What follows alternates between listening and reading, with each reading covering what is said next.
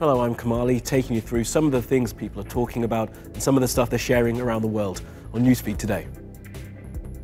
Will they believe her or will they believe him? Which version of the United States of America will emerge after senators hear from Judge Kavanaugh and the woman who accused him of sexual assault? Strays of Istanbul, we sent our reporter Kim to meet some of the people caring for the city's stray cats and dogs. An art project in Chicago is aiming to bring the city together.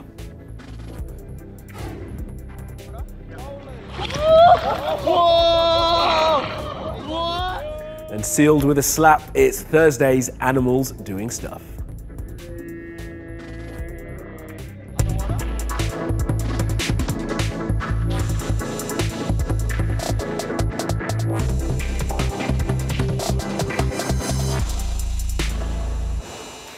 Now, top of our news feed, the Kavanaugh hearings. It's a huge day for the United States. 2 people will be judged by a committee of 21 politicians and by 330 million Americans as to which one of them is telling the truth.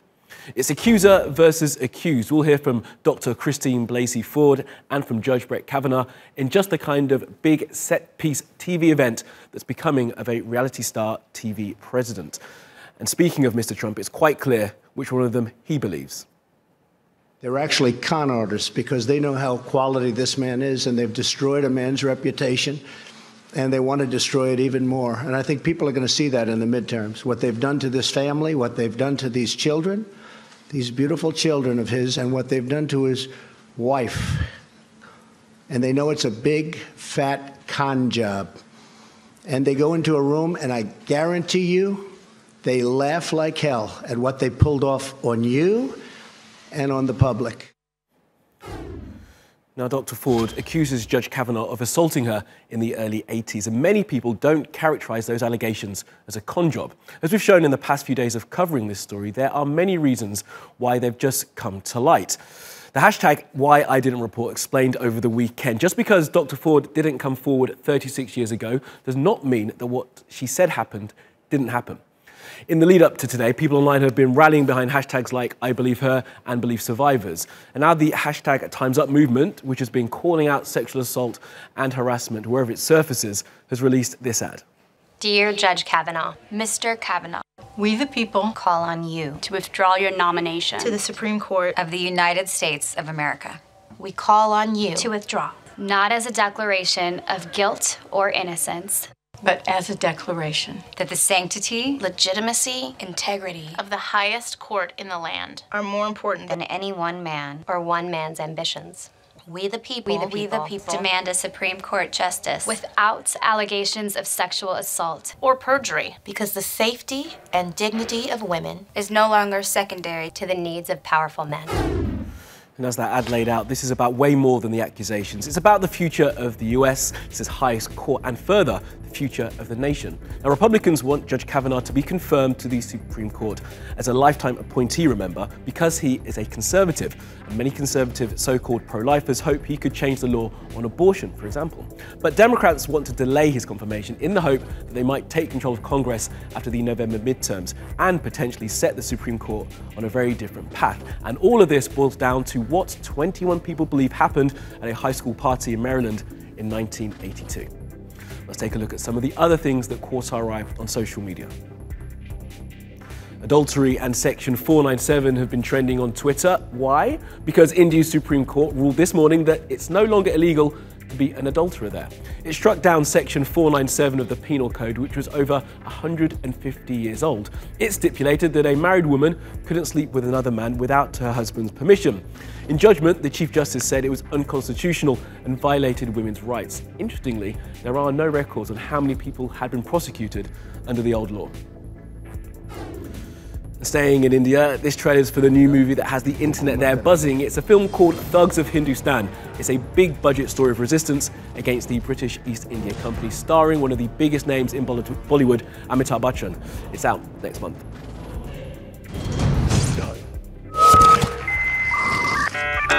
What is Google?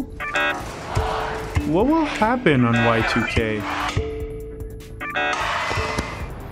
And it's Google's 20th birthday, 20 years of people typing questions into a little box on a white screen. Now, what was once a search engine option, remember there was Ask Jeeves, is now an accepted verb to look something up. And it's so much more. It's an entire internet ecosystem, and as they develop their hardware, it will increasingly be all around us. So, a celebration? Yes and no.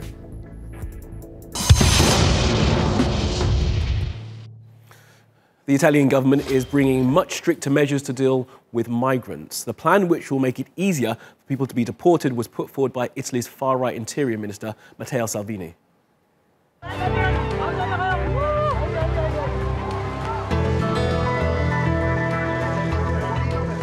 E quindi mi sembra che sia un provvedimento di assoluto buonsenso, si rende più spedita la possibilità di espellere soggetti che non hanno diritto di stare in questo paese.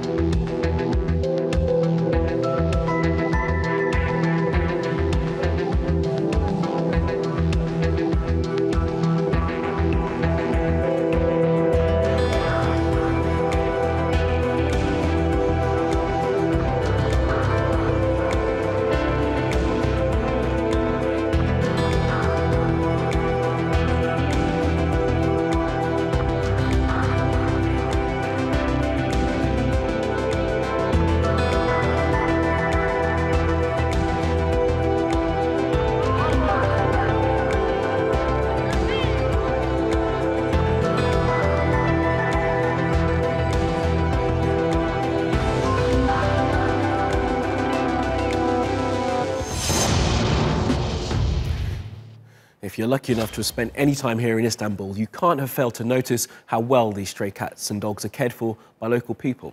There's plenty going on behind the scenes too. Kim went down to one of the city's animal shelters to find out how they work. Lunchtime at the Fatih Yedikuli Animal Shelter is about as quiet as it gets. There are almost 4,000 cats and dogs here. And apart from a small donation from the local Fatih municipality, which pays for water, electricity and for half of the staff, everything else comes down to volunteers. So that we can pay our 15 staff, plus the food for animals and all their treatments and cleaning materials, we sell the products we make, such as t-shirts. We make an effort to keep this place open with every project we manage. It's good news then that animal lovers are both made in and drawn to Istanbul. Istanbul's cats, kedi in Turkish, are as much a part of the city as the Golden Horn or Galata Tower, which is why Ali Turan built this shelter under the stairs, where he feeds his giant fur family and makes sure they get vaccinated and neutered too. We're spending half of our earnings on animals without discriminating between birds, cats or dogs. We're animal lovers. Those who love animals love humans, plants, have compassion, generosity and tolerance. Animals teach us respect and patience. They teach us sharing and veiling each other's defects and shortcomings. For the abandoned, injured or sick animals who don't have an Ali to care for them, Yedikuli is their last chance. The majority here are dogs, but they're seeing more and more cats too, which is why one of the volunteers set up this fundraising page, aiming to raise $2,500. And this is where the money will go for the cats of Yedikule. Obviously there are a lot of cats here, but there are even more that need a home. And this is the perfect spot for a conversion. It's hoped cleaner facilities will help the cats heal faster and find homes in the city, so cats and dogs alike can maintain their much adored place in this vast city. Let's go around the world now for some other stories you need to know this Thursday. Remember when these two Russians accused of poisoning a former double agent in the UK went on RT and said they were just ordinary tourists who really like clocks? Well, the investigative website Bellingcat says it's uncovered what it says is the real identity of one of them. They say that this guy is a colonel in Russia's spy organization, the GRU. Apparently, his name is actually Anatoly Chepiga, and he was made a hero of the Russian Federation in 2014, an award given only to military men in a secret service by President Putin. The chairman of the Australian Broadcasting Corporation, or the ABC, has resigned. Justin Milne had been under pressure for a few days after details of an email were leaked suggesting he'd put pressure on the broadcaster's managing director to sack one of its most popular journalists because some of her reporting had been critical of the government. Now that came to light after he sacked the managing director. And asked to have a meeting without me, which... Fortnite has launched Season 6. That's an update to the world's most popular online game. It means new skins and new maps, among other things, for the millions and millions of people who care. I wish I was one of them. Facebook has let tech journos play with its latest toy, the Oculus Quest. It's a virtual reality video game headset, and it's got those who know about this sort of thing very excited. Again, I wish I was one of them. It'll be coming out in 2019 and will cost $400. Right, on to the next story, and it's the world's most expensive shoe. They've been displayed in Dubai. They're gold, silk, leather and diamonds, and were designed by a firm called Jada Dubai. They cost $17 million each and will only be available to 50 lucky idiots. And I did a quick straw poll in the office and couldn't find one person who would buy them given the chance. There were many suggestions on what they'd do with $17 million though.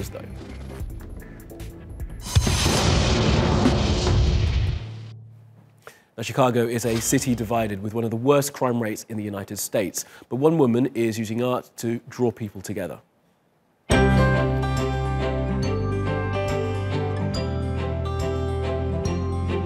can see that on one side of the street you have wealthy people, predominantly white, and on the other side of the street I can see that we have poor people, predominantly black.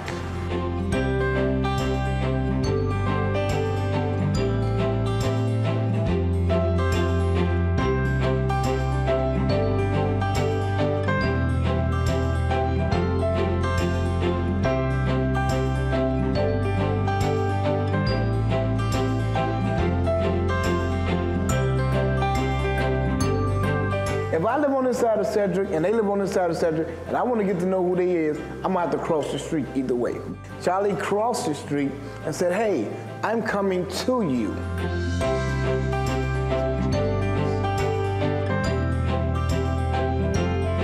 I didn't really know how to do art or ceramics, but I thought, well, that if people in the neighborhood could get together and start imagining new possibilities together, then maybe you could have a different kind of neighborhood than what we've always had.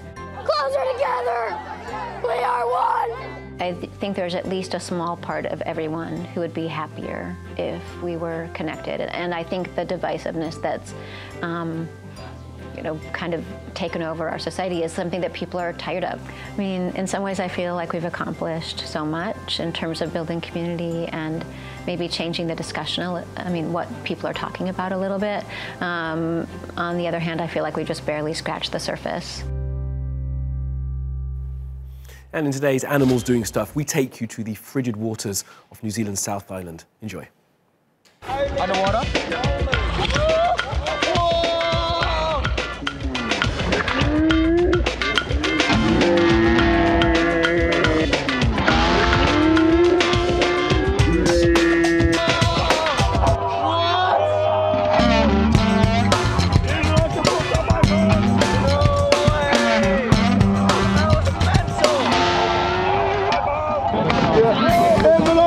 Under my boat. The seal's got him. Oh, seal's right here. Oh, hold on.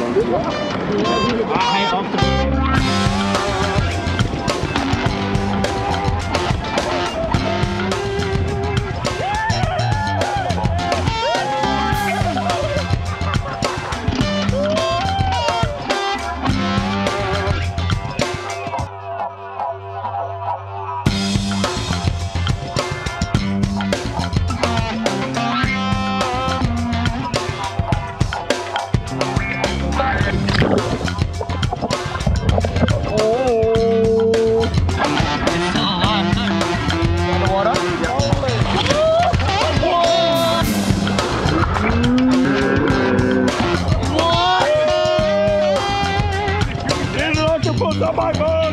No way! My boat! That was mental! That is mental. And that's all from the NewsFeed team. Reach out to me with your questions, comments, complaints and suggestions. I'm at Kamali Melbourne. You'll find us 24/7 on Twitter, YouTube and Facebook. Follow, subscribe and add. See you again tomorrow.